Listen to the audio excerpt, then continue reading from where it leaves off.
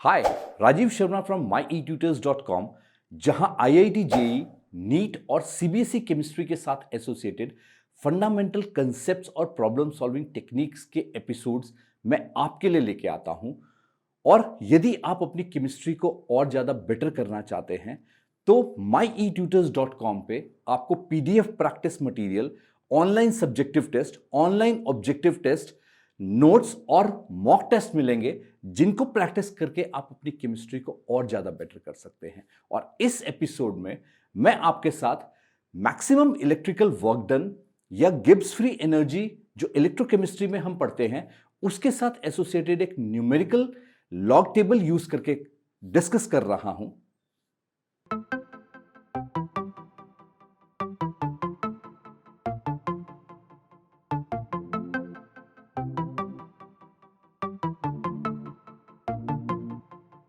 Welcome back.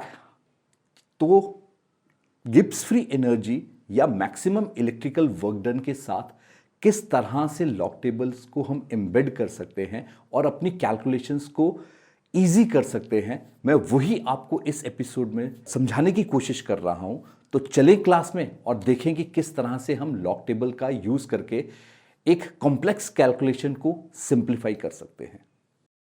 तो log tables, जब भी मैंने अपने स्टूडेंट्स को कहा कि लॉग टेबल्स सीखते हैं तो उनका एक बड़ा अजीब सा रिएक्शन होता है। वो कहते हैं कि लॉग टेबल्स से सीखने की जरूरत क्या है, यदि कैलकुलेशंस ऐसे ही हो जाती हैं। मैं भी उनको ये कहता हूँ कि हाँ ठीक है, कैलकुलेशन ऐसे हो जाती है तो बहुत अच्छी बात है, पर लॉग टेबल्स, 3 रीजंस हैं कि लॉग टेबल आपको सीखने चाहिए।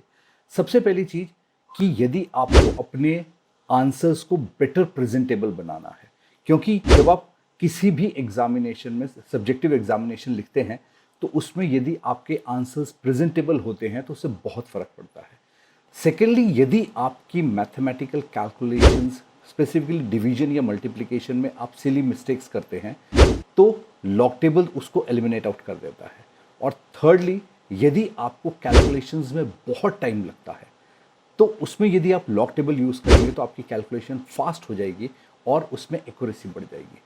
तो यदि आपको लगता है कि ये जो मैंने 3 चीज़ें बताई इसमें से किसी एक में आपके ग्रे एरिया है और आप उसको इम्प्रूव करना चाहते हैं, एपिसोड को जरूर देखिए और उसमें आप सीखेंगे कि किस तरह से हम लॉग टेबल यूज़ करते हैं। तो अब मैं एक क्वेश्चन ले रहा हूं और ये इक्विलिब्रियम कांस्टेंट निकालने का क्वेश्चन है गिब्स फ्री एनर्जी के थ्रू या सेल पोटेंशियल के थ्रू।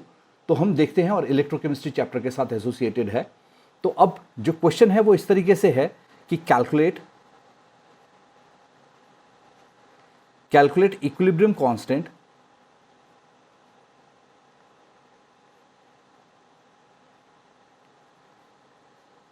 for a cell, और सेल जो आपको दिया हुआ सेल एट 298 केल्विन।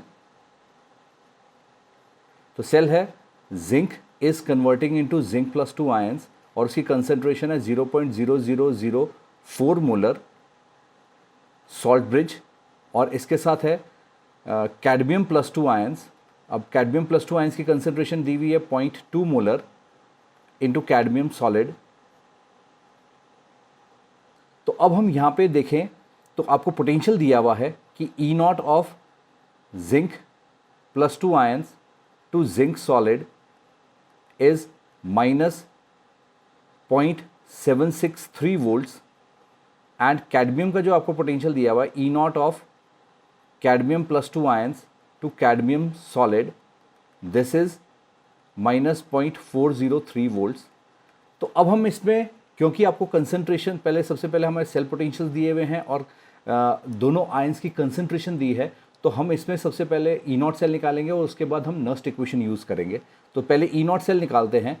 तो ई नॉट सेल जो हो जाएगा that would be reduction potential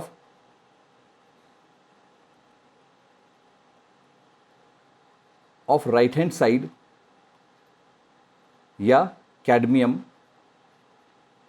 minus reduction potential of left hand side which is zinc.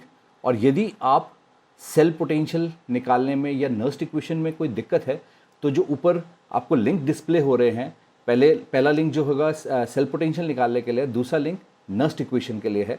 तो ये दोनों लिंक्स को फॉलो करके आप अकॉर्डिंगली आप देख सकते हैं। तो अब यहाँ पे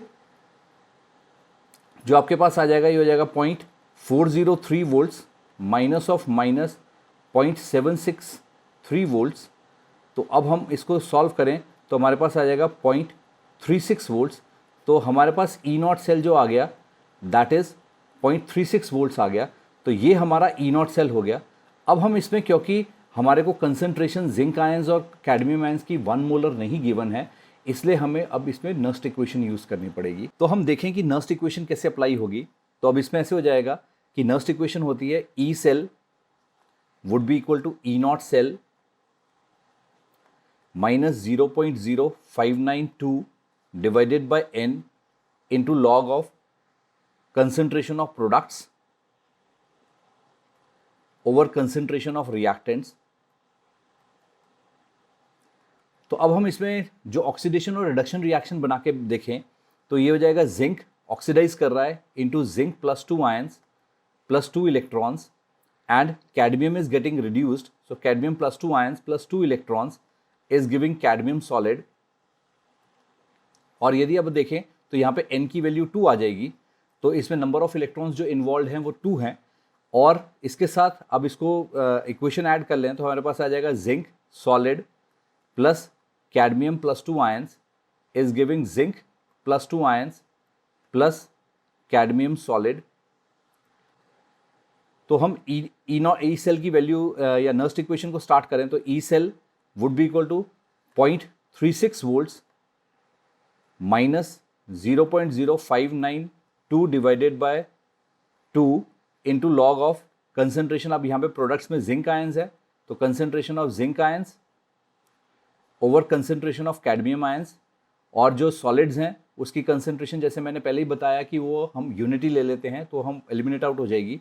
तो इसमें वैल्यू सब्स्टिट्यूट करें तो ये आ जाएगा 0.36 माइनस 0.02955 इंटू लॉग ऑफ ये आ जाएगा 4 into 10⁻⁻⁴ divided by 2 into 10⁻⁻⁻1 0.004 zinc की कंसंट्रेशन थी 0.2। तो उसको हम इसको सॉल्व कर लें तो ये हमारे पास आ जाएगा 0.36 minus 0.02955 into log of 2 into 10⁻⁻3। यदि आप लॉग टेबल के बेसिक्स को क्लियर करना चाहते हैं तो इस समय जो लिंक डिस्प्ले हो रहा है उसको फॉलो करके आप अपने लॉग टेबल के बेसिक्स को क्लियर कर सकते हैं। और अब इसको हम इसकी वैल्यू सब्स्टिट्यूट करें यहाँ पे तो ये हो जाएगा 0.36 माइनस 0.02955 इंटू ये आ जाएगा log of 2 plus bar 3 log 10। और इसकी अब वैल्यूज देखें तो ये आ जाएगा 0.36 minus 0.02955 into 0.3010 is log 2 and it is bar 3.0000।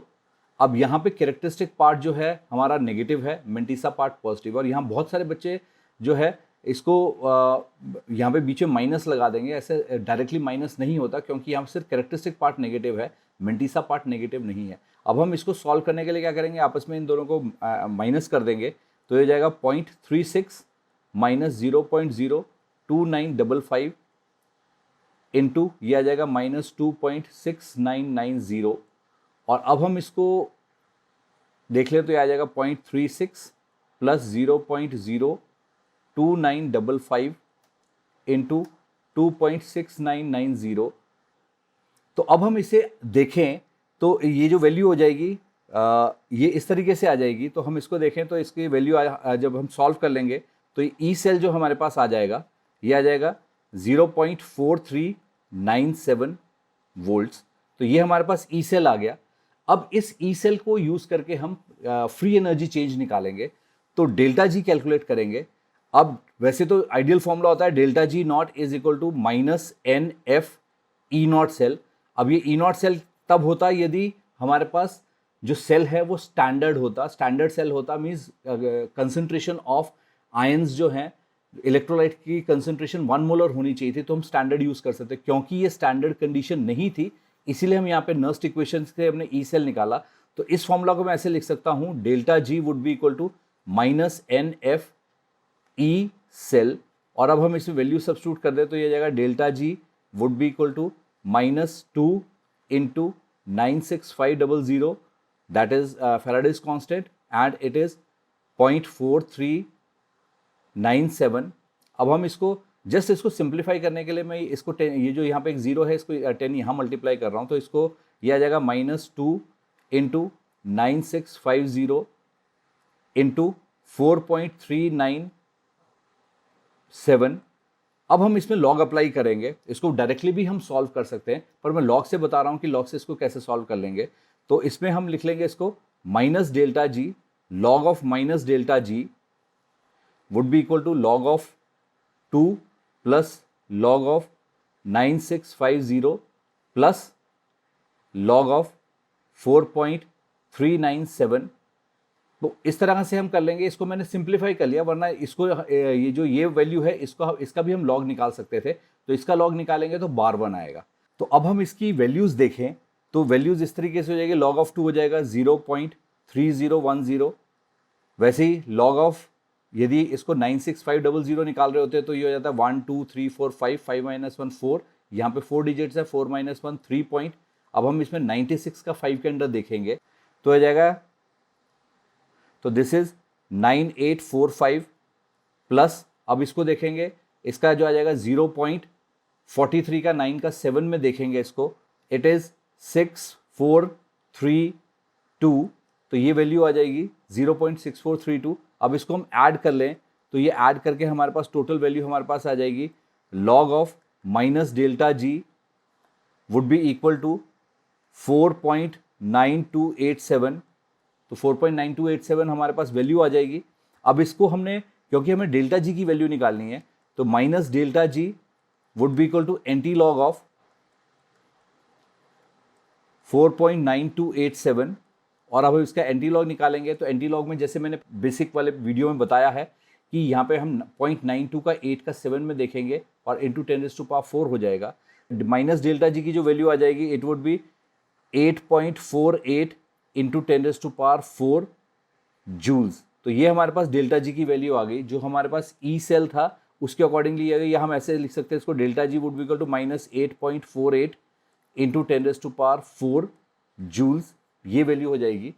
अब हम इसको गिब्स फ्री एनर्जी के फॉर्मूला में सब्स्टिट्यूट करेंगे, तो अब गिब्स फ्री एनर्जी के फॉर्मूला में सब्स्टिट्यूट करेंगे तो गिब्स फ्री एनर्जी का फॉर्मूला हो जाएगा कि delta G would be equal to -2.303 RT log of K, तो दिस के इज इक्विलिब्रियम कांस्टेंट। अब हमारे पास डेल्टा जी की वैल्यू पता है, आर हमें पता है, और क्योंकि 298 केल्विन टेम्परेचर दिया है तो टेम्परेचर भी पता है, तो डेल्टा जी है -8.48 into 10⁴ would be equal to -2.303 into 8.314 into 298 into log of k।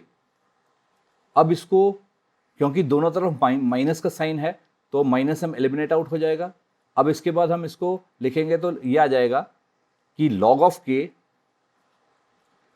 of k would be equal to 8.48 into 10⁴ divided by 2.303 into 8.314 into 298। तो अब हम इसको, अब क्या है कि इसका हम डायरेक्टली इसको सॉल्व करना पड़ेगा हमें, और जो लास्ट वैल्यू आएगी उसका एंटी लॉग होगा। तो अब इसको सॉल्व करने के लिए मैं ऐसे कर लेता हूँ कि इसको ऐसे लिख लेता हूँ कि log of k is equal to some variable से x। Now x would be equal to 8.48 into 10⁴ divided by 2.303 into 8.314 into 298। और ये जो नीचे वाला टोटल है ये क्योंकि स्टैंडर्ड है तो यूजुअली मैं स्टूडेंट्स को भी बताता हूँ कि जब इस तरीके की ये तीन वैल्यूज़ हैं कि 2.303 इंटू 8.314 इंटू 298, इसकी वैल्यू जो आती है मल्टीप्लाई करके सिंपल है 5705.8 है। तो आप इसको ये वैल्यू भी याद रख सकते हैं क्योंकि हर बार यही आनी है, और इसको हम डायरेक्टली भी सब्स्टिट्यूट कर सकते हैं। तो इसको ऐसे हो जाएगा कि log of x would be equal to log of 8.48 plus 4 log 10, तो ये हमारा न्यूमरेटर पार्ट हो गया, माइनस log of 5705.8। तो हमने इसको मल्टीप्लाई करके डायरेक्टली इसकी वैल्यू ले ली।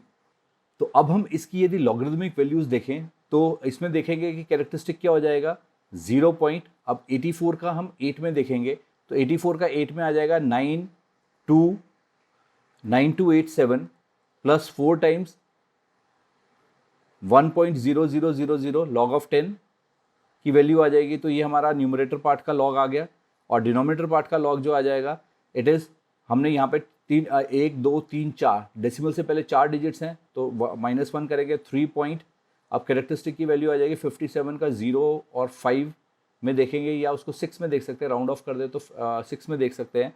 तो इसकी वैल्यू हो जाएगी इट इज़ 7563। तो 7563 वैल्यू आ जाएगी हमारे पास।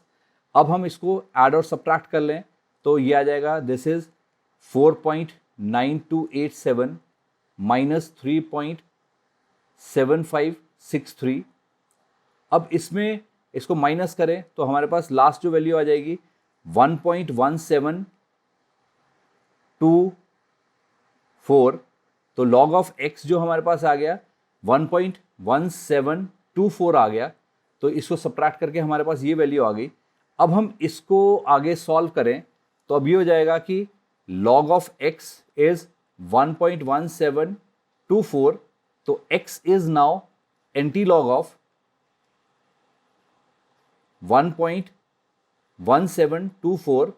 तो अब हम इसकी यदि वैल्यूज देखें तो ये आ जाएगा कि x would be equal to, अब 0.17 का 2 का 4 में देखेंगे तो 0.17 का 2 का 4 जो आ जाएगा इट इज़ 1.487। और क्योंकि कैरेक्टरिस्टिक हमारे पास 1 है तो इसको इंटू 10⁻1 लिख देंगे या हमारी x की वैल्यू आ जाएगी 14.87। तो x जो आ गया हमारा सॉल्व होके 14.87 आ गया।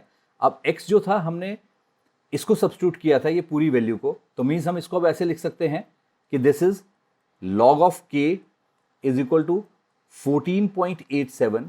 Now k would be equal to anti log of 14.87। अब 14.87 का एंटी लॉग देखेंगे तो इसमें हम बेसिकली 0.87 का एंटी लॉग देखेंगे और इंटू 10⁻14 हो जाएगा। तो 0.87 का जो एंटी लॉग आ जाएगा दैट इज 7.46 इंटू 10⁻14।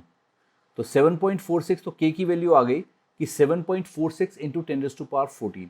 अब इसमें आप देखें तो पूरी कैलकुलेशन में जो है आपने सिर्फ लॉग टेबल को यूज करना है और लॉग टेबल को यूज करके आपने सिर्फ उसके एडिशन या सब्ट्रैक्शन करनी है और इसमें आपकी एक्यूरेसी बढ़ जाती है। और सेकेंडली आप प्रेजेंटेबल आंसर लिख सकते हैं और जितना ज़्यादा प्रेजेंटेबल आंसर होगा उतने ही आपके मार्क्स भी बेटर होते हैं। तो ये था किस तरह से हम लॉग टेबल को एम्बेड करेंगे गिब्स फ्री एनर्जी के क्वेश्चन में या किसी भी क्वेश्चन में हम कर सकते हैं। और इसी तरह के कुछ एपिसोड्स में और लेके आऊँगा जिसमें हम डिफरेंट क्वेश्चंस को सॉल्व करने की कोशिश करेंगे और उसमें देखेंगे कि लॉग टेबल्स को हम कैसे उसमें एम्बेड कर सकते हैं। यदि आपको इसमें इस लॉग टेबल के यूज़ में कोई भी कंफ्यूजन क्रिएट हुई हो तो नीचे कमेंट सेक्शन में कमेंट करें, मेरे इस एपिसोड को लाइक करें, शेयर करें और यदि अभी तक आपने मेरे इस चैनल को सब्सक्राइब नहीं किया है तो do consider subscribing my channel and don't forget to hit the bell icon. आप मुझे डिफरेंट सोशल प्लेटफॉर्म्स पे भी फॉलो कर सकते हैं। Thanks for watching this episode.